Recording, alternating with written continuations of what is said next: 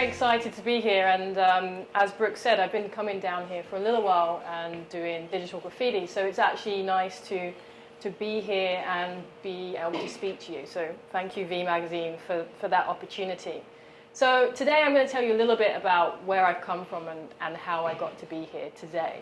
And as an artist, a question that I've been obsessed with is this question of who are you?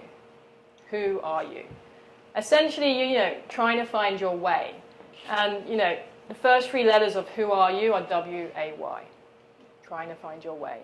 And I started with putting multiples of the question, who are you, who are you, who are you, who are you, on the back of my bedroom door.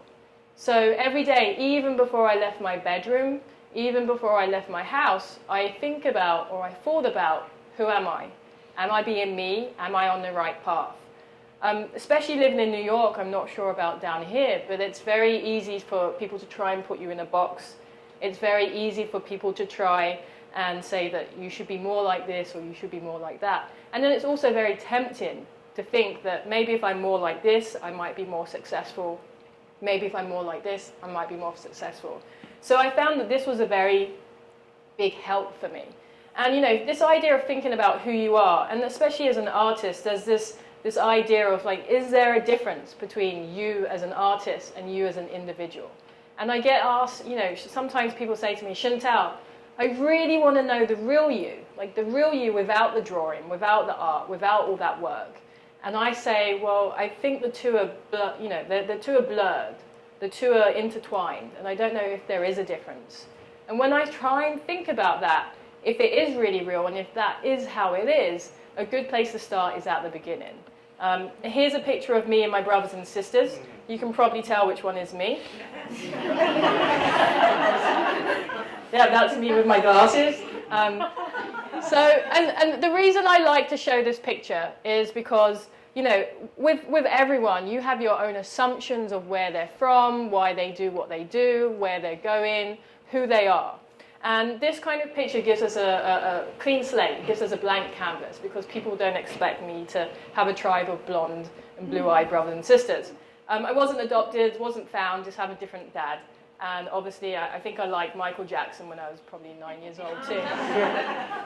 So that was me. And growing up, looking different, and looking different to people inside my house and outside of my house. At the time it was very, very difficult because I didn't fit in like everyone else.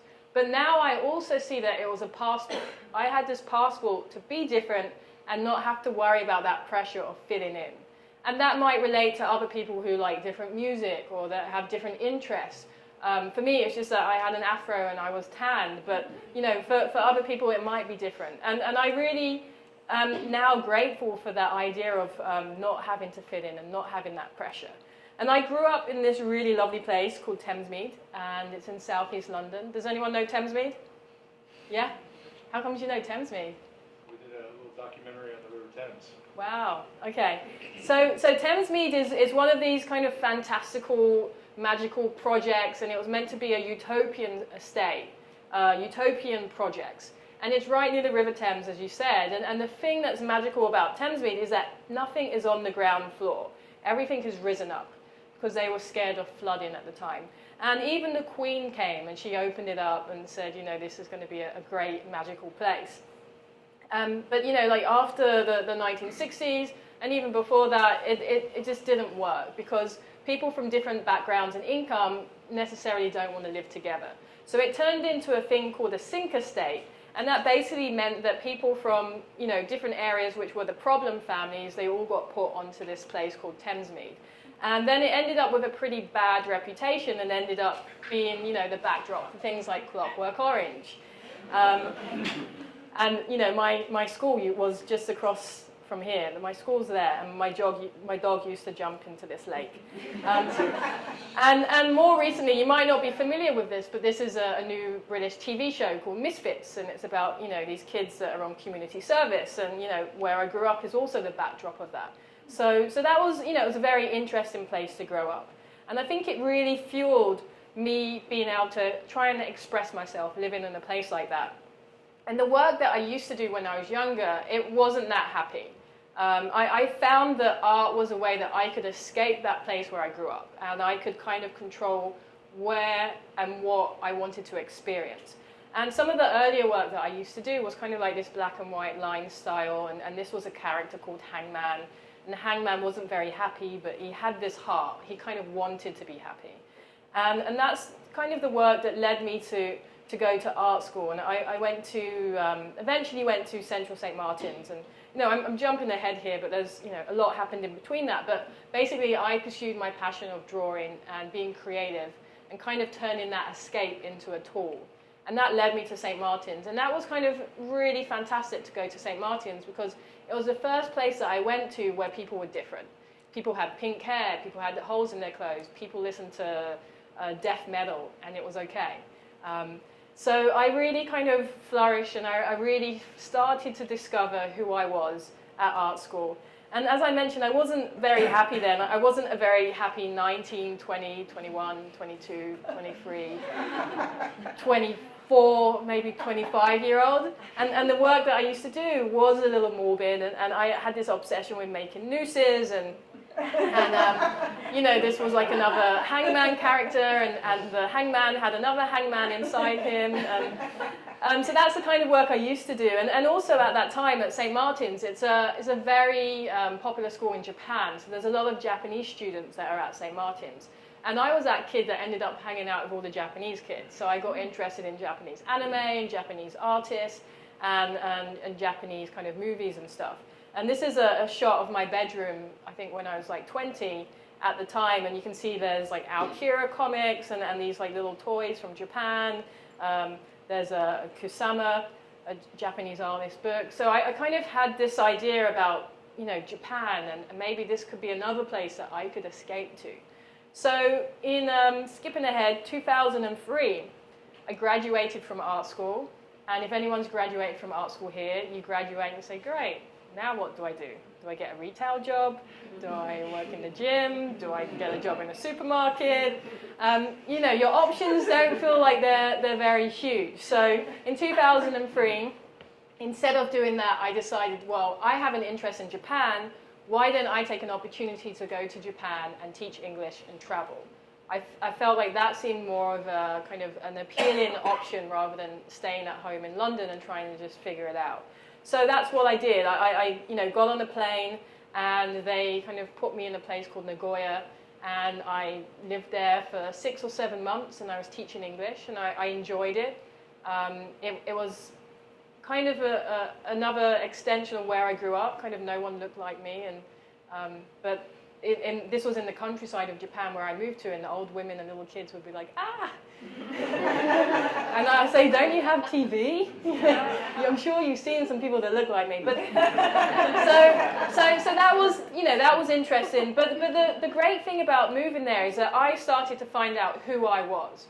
Because when you grow up in the area where you grew up and people know you, they kind of push their stereotypes of you on you as a person.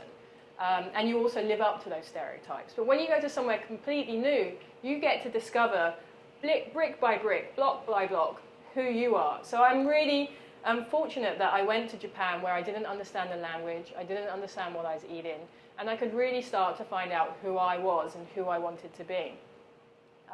Quick picture of, there's some nieces and nephews. There's a whole tribe of them now. So when I moved to Japan, another thing that happened is that I couldn't really do this tagging, this kind of street art or whatever that I was doing in London, because A, it was illegal, and B, I didn't want to get sent home back to London or put in prison. So what happened is that my drawings changed, they shrunk, and I started to draw in these accordion fold-out books.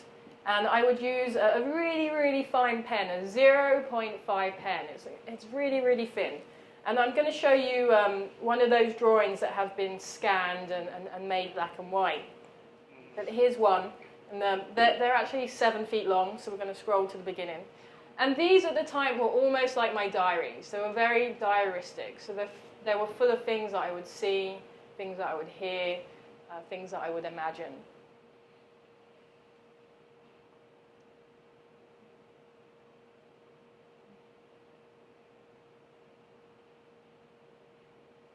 And this was great at the time. So moving to Japan, one thing that happened to me moving to Japan is that I became okay with things being cute. So before, my work was, you know, a little bit dark, and here it's still a little bit dark, but it became creepy cute. So for example, this guy's, you know, he has a head, but he's wearing a head on his head, and he has this kind of ocean and boat within his neck, and his collars are birds, and there's this weird kind of creature leaning over for a box, not bending his back or his knees, and they kind of go on and on like that. And I think you can tell that, you know, where I was in Japan, I felt very isolated, and I felt like my space was very limited. And I feel like that comes across in how kind of dense and detailed that the drawings are.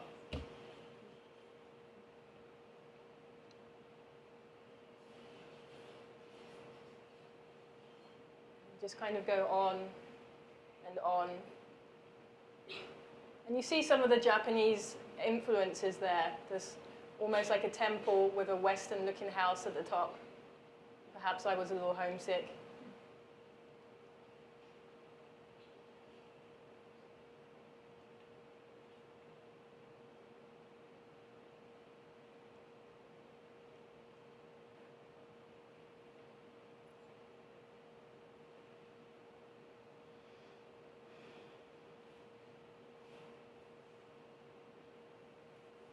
And these are great even for me because there's always this room for discoveries. I'm always seeing things that I didn't see before.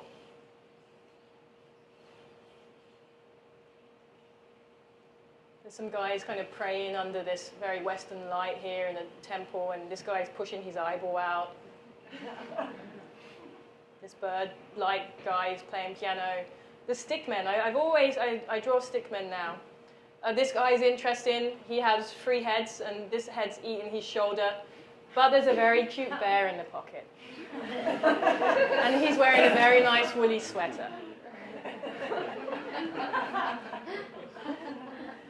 And yeah, they go on and they go on and they go on. And I probably have close to 27 of these books that I drew over a span of 8 years. And as I say, they're almost like diaristics, and they're very personal to me. I like this kind of totem bear pole.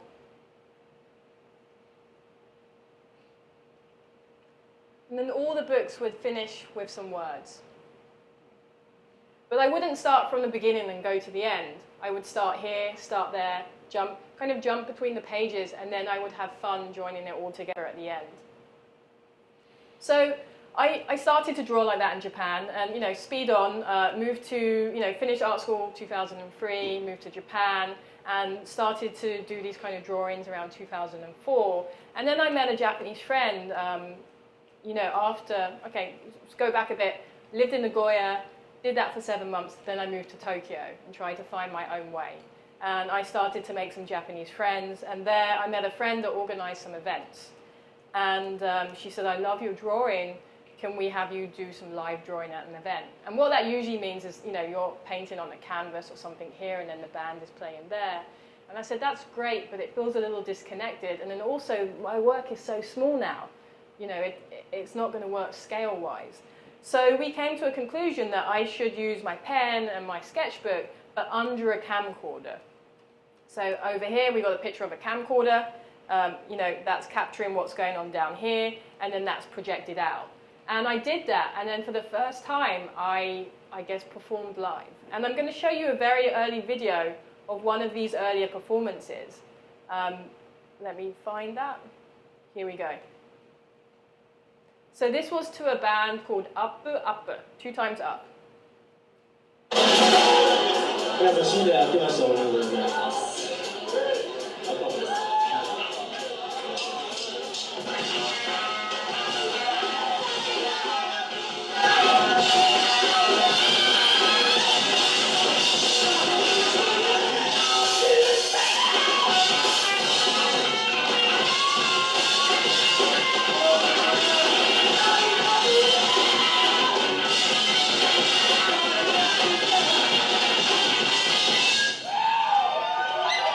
That's probably enough. So can you imagine, you know, you turn up, your friend says you're going to do some live drawing, there's a band playing, and can you imagine you turn up and there's a band like that? Some guy's got masking tape around his face, and the other guy's got really long hair. And it was a big surprise to me. So I accidentally found myself in the Japanese avant-garde noise music scene. And I ended up, and my job became live drawer. So I started to do live drawn visuals for these Japanese underground noise music. And sometimes some of the musicians would hand make their hand make the kind of instruments. So for example, one show I turned up and it was so I'm like drawing like another time I turned up and the musician, very famous Japanese guy, was playing static. Can you imagine drawing to static for 40 minutes?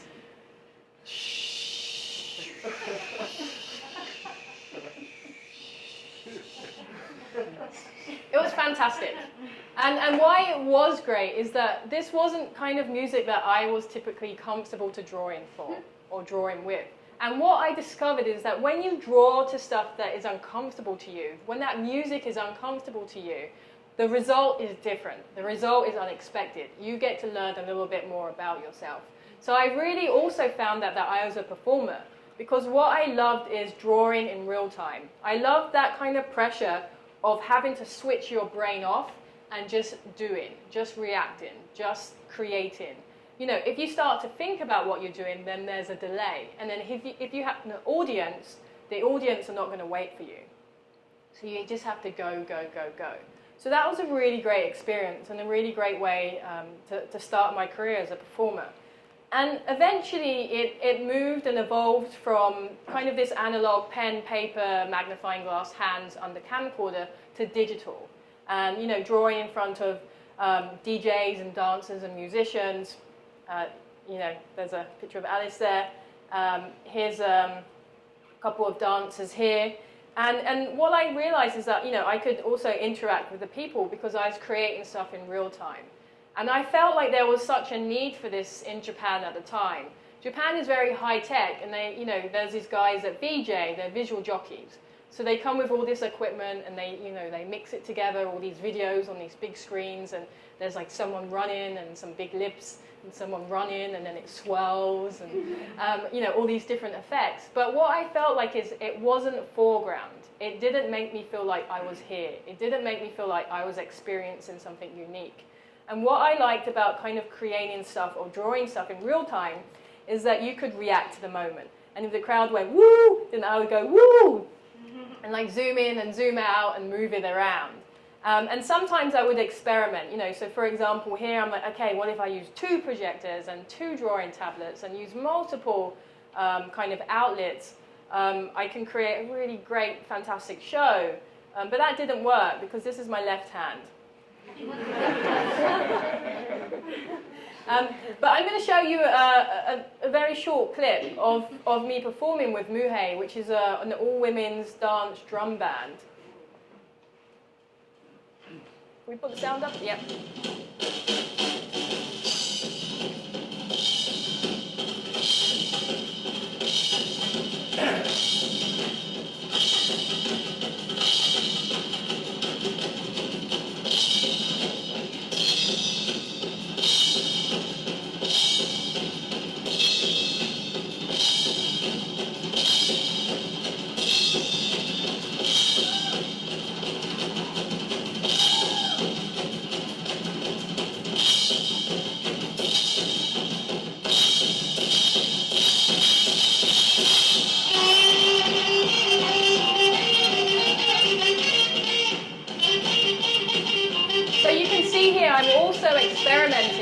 So there's the material at the front and there's also material at the back. So I'm also exploring this idea of getting out of the box.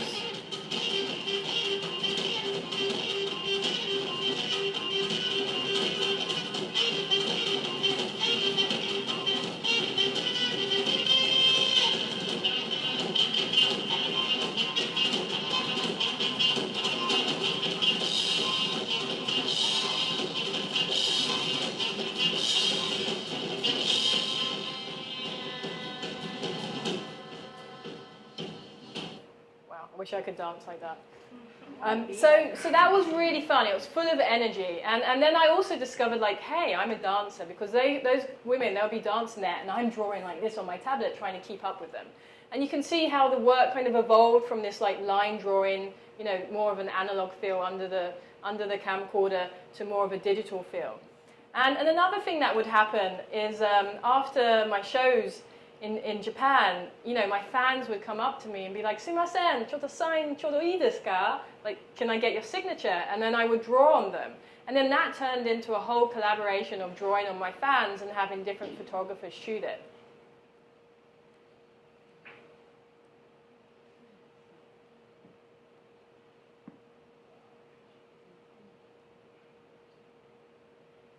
So I guess a little bit of a time check, you know, moved to Tokyo 2003, started the more analog drawing 2004, more of the digital stuff around 2005. And then fast forward a little bit, I've become very successful in Japan. I've released a DVD. I have kind of residencies in clubs. I've been voted top 10 VJ in the world a couple of times. Fantastic. And then I was like, great, this is a good time to leave. You know, there's something a little bit about success which makes you frightened if you're not ready for it. And then if you're not ready for it, you make your escape. And I made my escape to New York. So in 2008, I had never been to New York before. I'd never been to America before. But I thought, okay, let me just try it out. So I got on the plane. I went to New York for the first time. And of course, I loved it. And I said, this place is fantastic. I'm going to move here. Found an immigration lawyer, got my visa. 4 or 5 months later, I'd moved to New York, and then I was like, oh, crap, what did I do? Yeah, New York is great for a holiday, but it's very different when you move there. And then also there was this idea of like, yes, New York has everything, but not if you move from Tokyo. You know, Tokyo has all these big clubs and this kind of high level of production and technology, and there's also this cultural expectation for visuals. You know, when you go into a Japanese 7-Eleven or like, you know, convenience store, or you go into a Japanese furniture store or something, there's animations, there's visuals, you know, kind of even the police department and the fire department, they have little cartoon characters that represent them. So like, you know, culturally they're ready and they expect visuals. And then moving to New York, it was more about alcohol or who's who. And also, another thing about moving to Japan is, I mean, moving to New York from Japan is that I set up this career. And I was like, wow, if I'm successful in Tokyo, then people are going to know who I am in New York. And then I got there, and to my surprise, no one knew who I was. And then I realized that everyone was an artist. And then I realized that people don't care who you are unless they know who you are. So I had to start again. And it was very difficult because, like I said, New York didn't have this feeling that they were ready for what I did at the time. And I had to de-evolve. I kind of started to pick up pens and draw again in that way. And then it was funny, actually, in 2009, just when I was ready to leave and say, okay, I've given up, I'm done with New York, I get a call from you know, the guys that run Digital Graffiti. And they're like, you know, we've seen your DVD and we want to hire you. And, you know, they had very southern accents. And I was like, wow, it's like a movie.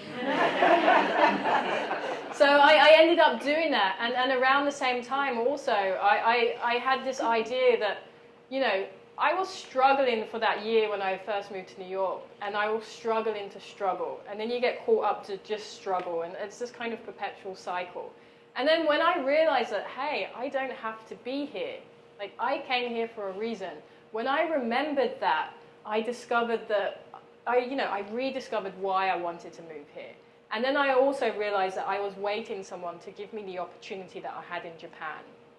And then it took me a while, and I realized that I created those opportunities in Japan. So instead of waiting for someone to create those opportunities for me in New York, I need to create them myself. And how I'm going to do that is that I'm going to use what I have access to. And that might be a friend's space, that might be my bedroom walls, that might be a friend's car. And that's exactly what I did. I started just to get out there and draw. And, you know, here's a little car that ended up being my studio, and I would draw on it and in it, and people loved it. You know, some of you have seen my bedroom that ended up on the cover of the New York Times. And that was just me waking up every day and drawing a little bit on my wall and just kind of really investing my time in something that I had access to. And then I discovered that, you know, hey, I'm not in Japan where they have all this technology, but I'm still a performer at heart. I still love to create in real time. And I started to create these huge drawings, but with an audience. And, you know, some people would say to me, you know, what happens if you make a mistake, Shantell, when you do these bigger drawings? And I would just say, well, it's all one big mistake. The fun is in learning how to enjoy it all. And that's what I've been doing. And it's been funny, actually, because, you know, people have pointed out that these larger drawings now, they look like maps.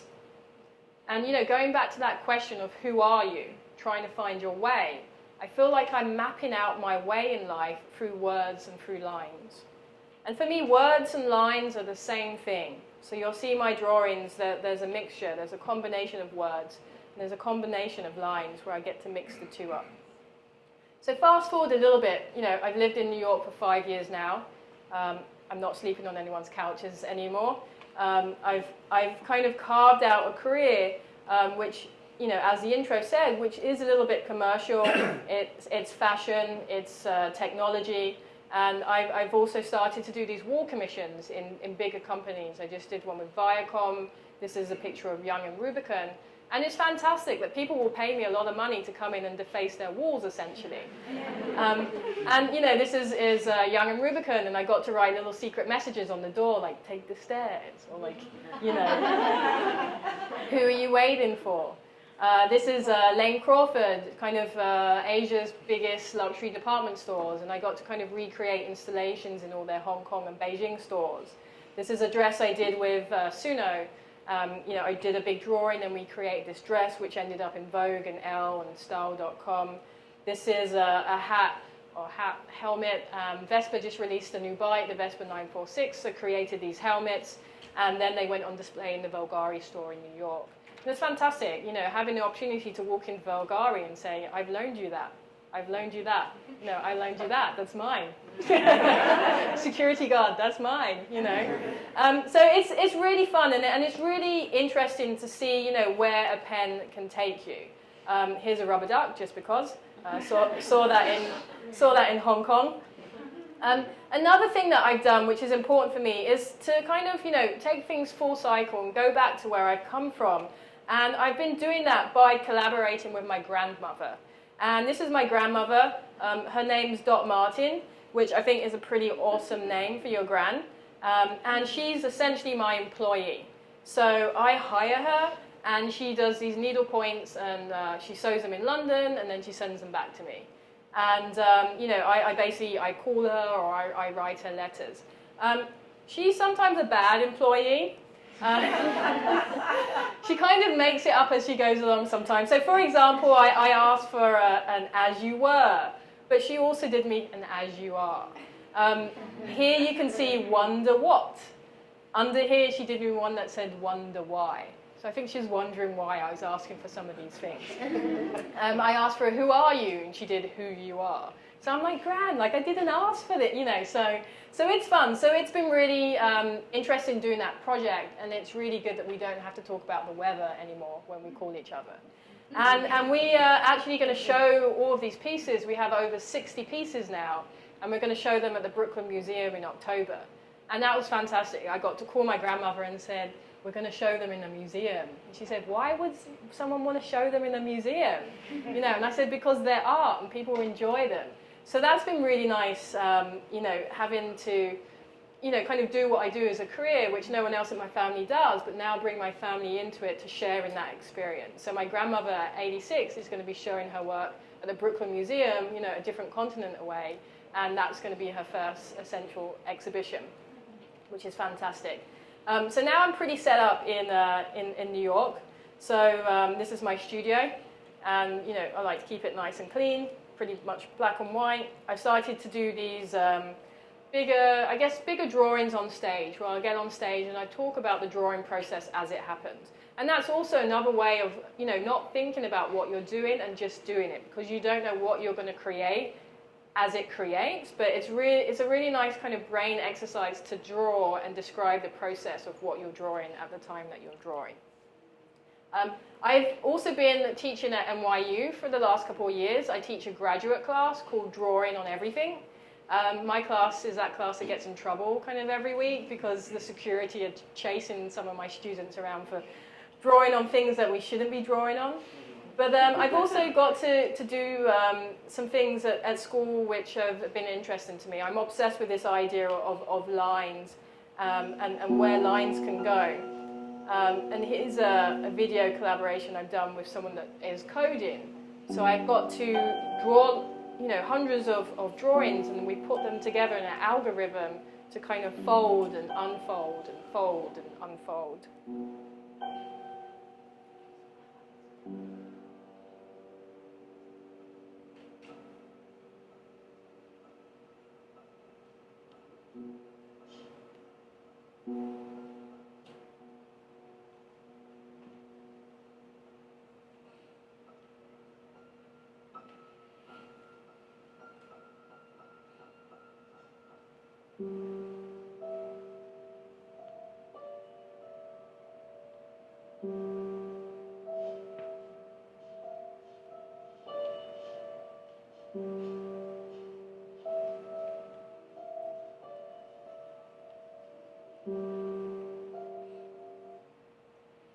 So I really like this idea that lines and my life of going full circle. So you see that the quality of the line is almost like the quality of the drawings that I showed you to start off with.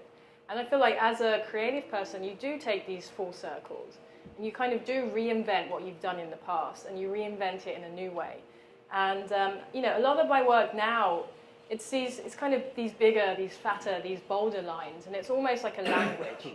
And I feel like the work is kind of minimizing, and it's becoming almost like an alphabet, but in my way and in my style. And there's reoccurring words, and there's reoccurring characters. And it's a language which I'm inventing or creating, or perhaps it already existed. And I've been put here to be able to put it in a place where we can see it. So that's something that I've really enjoyed doing. I won't talk about too much more, but one thing that I've also enjoyed doing is working with children.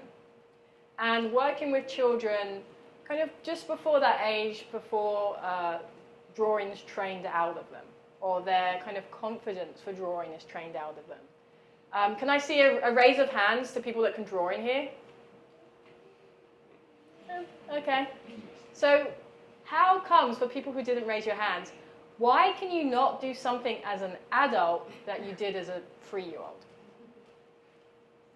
And it is that idea that it's trained out of you. If you can't draw that still life, and it looked like a still life, it looked like, almost like a photograph. If you can't do that, and that guy sitting next to you can, then you lose your confidence. And you lose your confidence in essentially being you and creating your own vision of the world. If a little kid does a scribble and says it's a dog, because it's their dog. If you start drawing tomorrow and you draw something and you say, Shantell, this is a house, and I don't think it looks like a house, it's a house. It's a way of just, bringing your imagination and your vision into the world. And that's one thing I really love, working with the children, because it also kind of helps me to think about that I'm creating my vision in this world. But no matter kind of how hard you work, and no matter how hard you try, let me get all the way over here.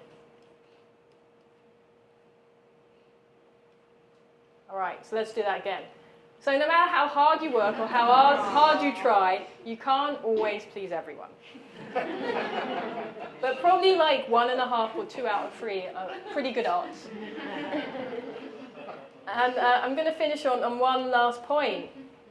So going down here, we started off with who are you? W-A-Y, trying to find your way. And the answer is simple. The answer is yay. You are you. Thank you very much.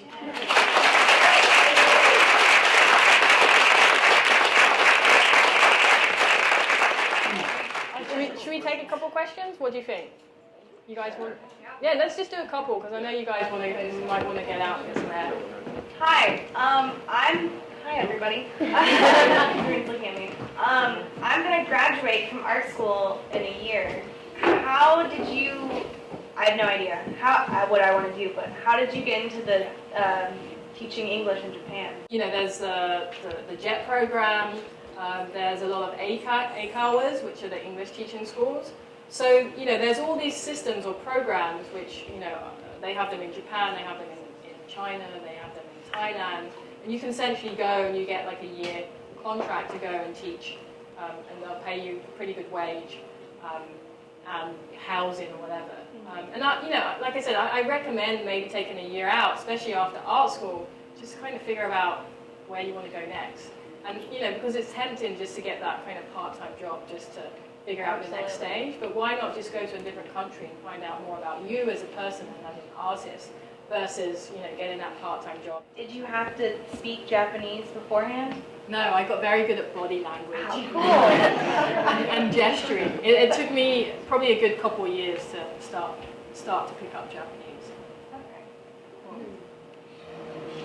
Well, how did you want to do the minimalist style? I noticed in the beginning when you were in Japan there was color involved and that sort of thing. How did it develop over time into sort of black and white? If it's a collaboration, if other people are involved, then there's color. So for example, the digital stuff, you know, there's an audience of 1,500 people. They bring color to the work. I can't help but use color. If I draw on people, they're bringing an amount of energy and color to that moment. So then there's color. When I collaborate with my grandmother, then there's color. So I feel like when it's a collaboration, color, you know, the people bring the color to the work. But when it's just me, I really enjoy that black and white. It's very calm. And I think sometimes color is too easy. You know, because our brains are like, oh, yellow, oh, red, oh, blue. It's pretty. But when it's black and white, it's harder to make something more interesting. But what you also do is you don't tell people where to look. You know, if I did this big painting, your brain is going to tell you where to look. But when it's black and white, everyone will start at a different place. And I really enjoy that. I really enjoy you're not giving people directions or instructions. You're essentially leaving it to them to start where they want to. So maybe we'll do one more. Did you have a lot of architect designers in school?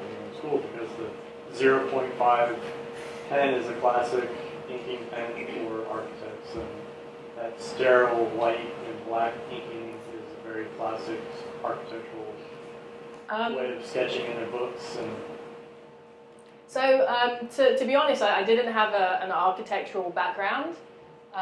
But recently, you know, I guess on the personal side, I never knew who my dad is, and I still don't. But I found out this year that he actually went to the same art school with me, and he studied technical drawing. So it might just be in my DNA. You know.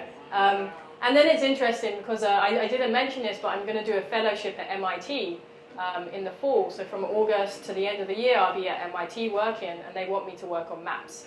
Because they said that, you know, my work reminds them a lot of technical drawing. So in the back of my mind, I'm like, yeah, it's in my DNA.